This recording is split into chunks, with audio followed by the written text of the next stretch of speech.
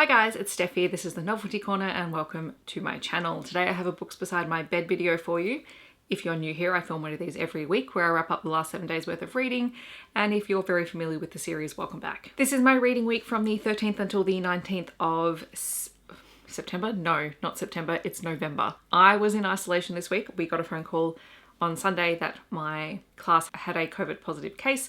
So we went into isolation, which then ended on Thursday night because the government changed all of the rules. We went back to school on Friday. So it's been a very hectic week and I did a lot of stress reading, which is what I'm going to call it. So in total this week I read 9 things. That included some short stories, novellas and full-length novels. I read a total of 2,377 pages and my yearly reading total is 477 books. The first book that I'm going to talk about is technically sort of a kids middle grade-ish non-fiction title, which I've talked about in a few different places and will probably talk about again, but it is The First Scientists by Corrie Tutt, Deadly Inventions and Innovations from Australia's First Peoples. This book is fabulous. I was filming a live show today, which you might have already seen. It was up on Saturday, Australian Eastern Standard Time, and I was filling in my digital book journal and I was adding in some things from this. It is a non-fiction book about the First Peoples and their connection to the sciences for tens of thousands of years. It is just amazing. So it talks about the first astronomers and the first engineers and the first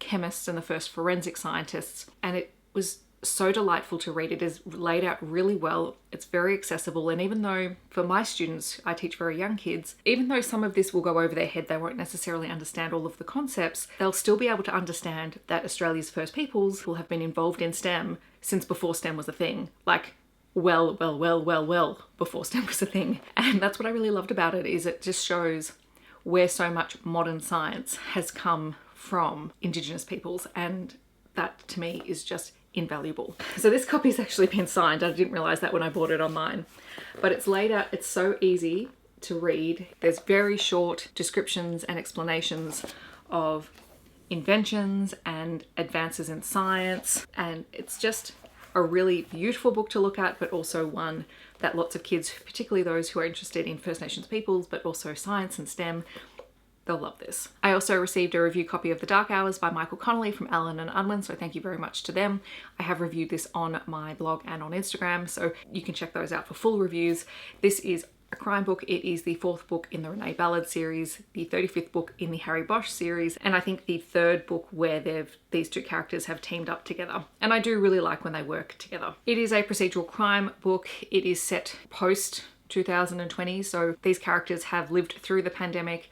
They have lived through the riots. Renee is a current LAPD detective working the Late Show, and she is still very dedicated to doing the very best job that she can, but she can see that all around her everyone else is sort of doing the bare minimum and doing what they have to in order to do their job without actually feeling a connectedness to it. And this book starts on New Year's Eve and she ends up investigating the death of a former gang member turned legitimate businessman who ends up dead. Normally she would turn her cases over to the day shift detectives when she finishes. However, she manages to hold on to this one for a little while, and then she realizes that it connects to a cold case that Harry Bosch was once involved in. So the two work together to try and solve not only the current case, but also the cold case. The ending of this went somewhere I wasn't expecting it to, and I'm looking forward to seeing what Michael Connolly does with the character of Renee Ballard, because she is a character that I quite enjoy reading. Then I read The Tyrant, Alpha's Rejected Mate by Kate C. Wells. It's a bit of a mouthful. It was her newest release. It is a paranormal romance between wolf shifters. You have Killian, who is the alpha of the Quarry Pack, and Una, who is one of the females. And as a child, she was injured while she defended someone else. And so she's been left with a permanent limp. So she's sort of considered the lowest of the low in the pack because she's damaged and people perceive her to be weak. Also, she hasn't yet shifted into her wolf. And in this world, the wolf shifters have a really interesting relationship with their wolf halves. So Una is, waiting for this to happen. And then it happens at the most inopportune time that reveals that the alpha, Killian, is her mate. And yet no one considers her to be good enough or equal enough to be his mate, including Killian, who rejects her in a very horrible manner. And so she obviously goes off to sort of lick her wounds and is determined to not be deterred by this, and ends up finding a way to sever that sort of fated mates bond that they have. What then happens is Killian begins to realize that maybe he might have made a mistake, and at this point, you know, Una thinks that she's gotten rid of this fated mate bond, and she's busy doing her things. She's got a great group of friends. She lives with some of the unmated females from the pack. They have their own cabin sort of on the outskirts of the pack land, and they're running this cottage lifestyle side hustle under the nose of Killian. He has no idea what they're doing.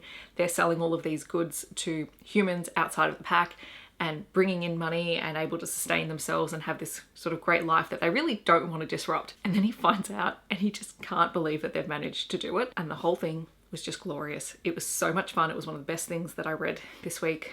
I just thoroughly enjoyed myself. Then I read the third and fourth books in the Inferno Rising series. The third book is The Warrior King. This is a dragon shifter paranormal romance story with dragon shifters and phoenixes who are fated mates. The third book follows Myra and Sam. Sam is the second in command to the Black Dragon King, and Myra has been promised to marry the Black Dragon King. However, it appears that the Black Dragon King has been killed and Myra has been framed for it, and so goes on the run with Sam. And then the two have this bond and they begin to fall for one another. And then of course they find out that maybe the Black Dragon King isn't actually dead, and so that complicates things, and the story goes from there. And then in the fourth book, which is The Cursed King, we follow Angelica, who is Myra's younger sister and the fourth and final of the Phoenix sisters in this series, because each book follows a different sister and their fated mate. She doesn't have any powers. Like, she's a phoenix, but she hasn't manifested anything. So she's been living with the wolf shifters of this world because they can protect her and keep her safe. And there is a brief sort of one-sided love triangle in here between her and a wolf shifter who is in love with her and her fated mate in this series, which is, I think it's Air, and it's A-I-R-K. I don't know how to pronounce it. Anyway, her fated mate is a white dragon shifter who had been kept prisoner by the High Dragon King, who is the antagonist of the series. Eric is sort of on the outskirts of things. He's not really an accepted member of the White Dragon clan and so on and so forth, but Angelica manages to worm her way into his life and help him with a series of missions that he has been sent on, and they try and win over his former clan, and in doing so he is able to then also claim his rightful position as the White Dragon King. I did enjoy the series overall, but what I felt is that each book really had a very similar plotline, because we're following four sisters, they're four fated mates who are dragon shifter kings, and they're trying to defeat the same antagonist through the whole series. So while some of that built, and there were certainly aspects in each book that I really enjoyed, by the end I just felt like I was reading the same thing over and over again. Then I read a truly delightful book, which I was reading before the podcast episode for Bonkers Romance came out, and that was Alien Quarantine Rescue by Robin Lovett. It is a sci-fi alien romance and it is truly delightful. So Robin Lovett writes some of the most bananas sci-fi romance out there, and I think I read earlier in the year her Planet Desire series, which also truly bonkers. But in this book we start on Earth and we meet Ellie. Ellie has been in quarantine or isolation for 5 years. The world has experienced a pandemic, so if that's triggering for you, given the last 2 years, beware of that going into it. So she's been in isolation for 5 years because the virus that caused this pandemic has mutated to a point where individuals carry their own version of it, and that coming into contact with someone else can inadvertently trigger another person's virus and then make it deadly, and basically then you only have like 3 days to live. She and her friends are living sort of out in the desert. They're in separate places, but they talk to each other every day via video conference. The government is being very super shady, and there are drones that are flying overhead to make sure that people are staying, you know, in their own little sphere without going further than that. And then one day an alien spaceship lands in Ellie's front yard, and out walks a naked silver alien man, and he tells her that he wants to give her antibodies. Draw your conclusions from there about exactly how that's going to happen. But as it turns out, this alien gun is the name that they end up deciding on calling him, because at first there's this language barrier between them. He doesn't speak English, so they have to try and communicate in another way. He is from a race of aliens who have survived the near extinction of their own race. And so there's only 74, I think, of his people left. And the only way to save them, they're all dying from an illness, the only way to save them is to find someone who is a perfect match for them and to have sort of like a blood transfusion. And so it turns out that Ellie is Gun's match. And so while he can save her, she also has the ability to save him, but they don't necessarily have the language yet to talk about that. It's a whirlwind, it's funny, it's fun. If you're just looking for something that's going to be enjoyable and entertaining, this is definitely one to pick up. And then go and listen to the Bonkers Romance podcast episode, because listening to Jenny and Mel and Alexis Daria was their guest host on this episode, it was so funny. I was crying laughing listening to them. It was just so good. Then I started reading a new series. I think it's the Heroes and Villains series by Liza Penn and Natasha Lux. This was something that Kirsty had sent me a TikTok video for, recommending the books because they were basically Avengers stories but super spicy, and that is not an inaccurate description of them. I ended up downloading the bind-up of the first 4 books from KU, and so far I have read the prequel and the first book, and I've still got 2 more stories to read from it, so I'm going to sort of be reading them in between other things over the next couple of weeks. And then there's another set of books, and I will probably read those too, to be honest. So the prequel is Origin. This one features Scarlet and the Watcher, and obviously this is a play on Wanda and the Vision. So heroes have become like this organization. The Watcher was a hero, but something happened and they had to fix him, and so basically he's now mostly this cyborg kind of character, but he didn't really have a choice in the process. And as we find out, there is a reason why all of this happened, and that perhaps the heroes are not quite as heroic as you would have first thought.